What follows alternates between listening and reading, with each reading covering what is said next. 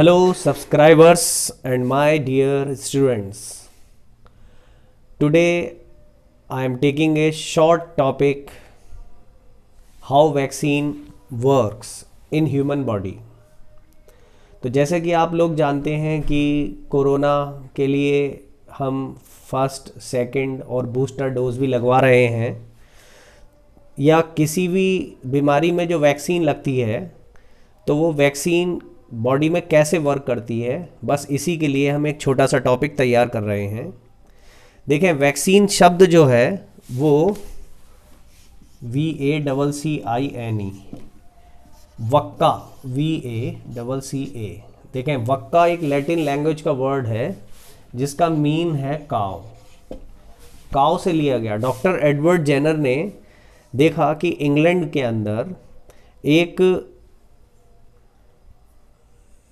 Farm house में, dairy farm house में एक बीमारी हुई गाय को, जिसे उन्होंने देखा कि ये वायरल इन्फेक्शन से बीमारी है, तो उस बीमारी का नाम रखा उन्होंने काउपॉक्स। फिर यही काउपॉक्स बीमारी ह्यूमन में ट्रांसफ़र हो गई तो उसको नाम दिया गया स्मॉल पॉक्स।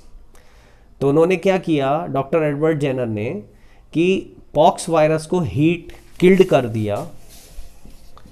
पॉक्स वायरस को हीट किल्ड,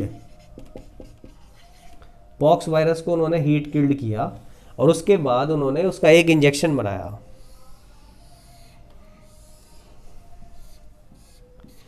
और वो इंजेक्शन जितने भी वहां पर स्मॉल पॉक्स के मरीज थे उनमें वो इंजेक्शन उन्होंने दे दिया।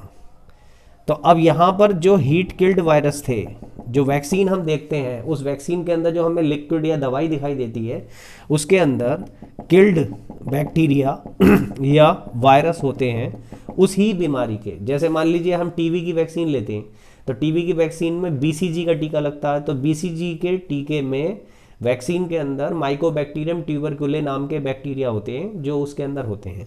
तो बिल्कुल ऐसे ही जब हम कोई वैक्सीन लेते हैं तो हमारे बॉडी के अंदर डेड और किल्ड फॉर्म में माइक्रोब्स अंदर जाते हैं बाय ए इंजेक्शन। और जब ये जाते हैं तो हमारी बॉडी में WBC होती हैं। WBC इन डेड और किल्ड माइक्रोब्स को फैगोसाइटोसिस के जरिए खाकर एंटीबॉडी बना लेती हैं। और एंटीबॉडी जो होती है वो मैंने आप लोगों को वीडियो में बता रखा है कि ये वाई शेप्ड जो है एंटीबॉडी होती है हमारे शरीर में, और ये एंटीबॉडी जब बन जाती हैं तब हमें लाइफ टाइम इम्यूनिटी मिल जाती है। और इस तरीके की जो इम्यूनिटी होती है उसे हम एक्टिव इम्यूनिटी कहते हैं।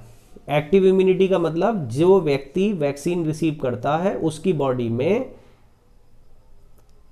एंटीबॉडीज बनेंगी। WBC उन डेड और किल्ड फॉर्म के माइक्रोब्स को खाकर बना लेती हैं एंटीबॉडी, और इस तरीके का जो प्रोसेस होता है उसे हम एक्टिव इम्यूनिटी कहते हैं। ठीक, तो अब यहाँ पर हमने देखा कि किस तरीके से वैक्सीन वर्क करती है हमारे शरीर में एंटीबॉडीज बनाकर। अगर वैक्सीन लगने के बाद हमें बुखार आता है तो it is a good sign, इसमें कोई घबराने वाली बात नहीं है, क्योंकि वैक्सीन लगने के बाद 4 से 6 घंटे में डेड और किल्ड माइक्रोब्स WBC के जरिए खा लिए जाते हैं, और उस समय इम्यूनिटिकल चेंजेस होने की वजह से हमें बुखार आ सकता है या बुखार आ जाता है।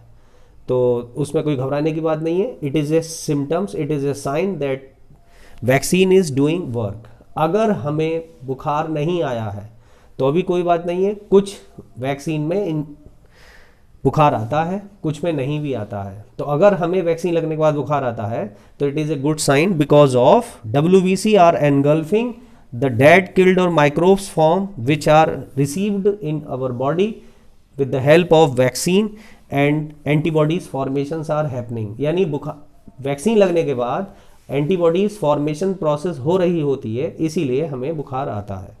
बस, तो इस टॉपिक को हम यहीं पर फिनिश करते हैं। नेक्स्ट टॉपिक में फिर हम मिलेंगे एक नई इंक्वायरी के साथ। Thank you so much for seeing my video. Bye bye.